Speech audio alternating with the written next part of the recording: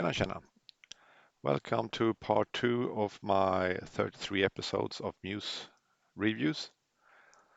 If you haven't seen part 1, I suggest you to do that so you understand my scoring. This time it's a League of Their Own I'm going to review. As you can see on the LEDB website, the disc has an A mode, 4-channel digital track, and also an EFM track. But today I'm only going to review the A mode track. You can also see that there's actually no disc for sale in the LEDB store. There's also nothing on eBay. This disc is rather rare actually. A League of Their Own, also from Sony, was actually released on the same date as Bugsy, but it has a higher code, so I guess it should be counted as a second release. This one is same as Bugsy. It's sealed, supposedly. What I actually right now realize was that both Bugsy and this one has the sticker on the rear. If it's supposed to be like that, I don't know. But if they are sealed and the sticker is behind there, I guess it's intentionally.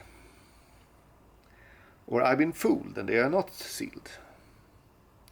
Anyway, let's open it up and see what we find.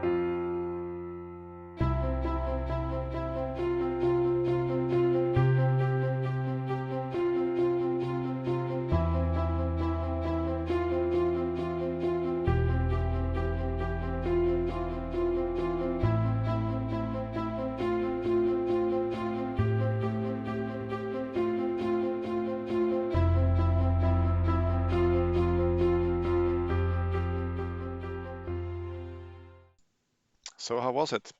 Well, picture is clearly better than the previous Bugsy that I watched.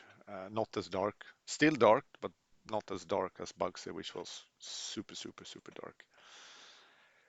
Colors, as you probably saw, are a bit off. It's like some strange filter almost on it. If you look at the baseball caps, for example, you can see they are very, very weird blue, whereas faces are pale, and yeah, they're off basically. And the picture is a bit soft, not very detailed, and it seems the Muse compression have problems with skin tones, as in some places, even if it's pretty okay details, faces are uh, not detailed at all. It's not the color itself, it's just there's no details in it. It's almost like it's very low resolution. The transfer is also a bit grainy. I haven't actually seen this movie in another format, so I have nothing to compare it to, but it's grainy. I don't know if it's film grain or if it's actually, again, compression. Uh, yeah. Still though, it's better than Bugsy, which I gave 2, so I will give this one a 3 for picture quality. Regarding the sound, if you remember what I mentioned about the Bugsy, I started off reviewing the A mode, but it was just unbelievable bad with everything concentrated in the center channel. So the EFM track on that one was much better. On A League of Their Own, on the other hand, the A mode was really nice. I think it was very well balanced between all the channels. It was not, of course, it's not an action movie. It's not a lot of explosions and stuff and flying stuff, but it's ambient sound, good dialogue, clear to hear. Quite a nice soundtrack. So for the score, I will give it a 4. Rareness. I said already it's not on LDB or eBay. It's actually a little bit difficult to get hold of. You don't see it that often, but you do see it occasionally. I thought of giving it a 4 to start with, but then I can think of movies that are much more difficult to find, and some of that's almost impossible to find. And as I don't want to give half a score, I will give this one a 3 in rareness. So what about the overall score, the Rob score? Is this a disc that you need to own? Um, I would say no. The picture quality is not there. Soundtrack not too bad, but the picture quality is not there. It's not super rare.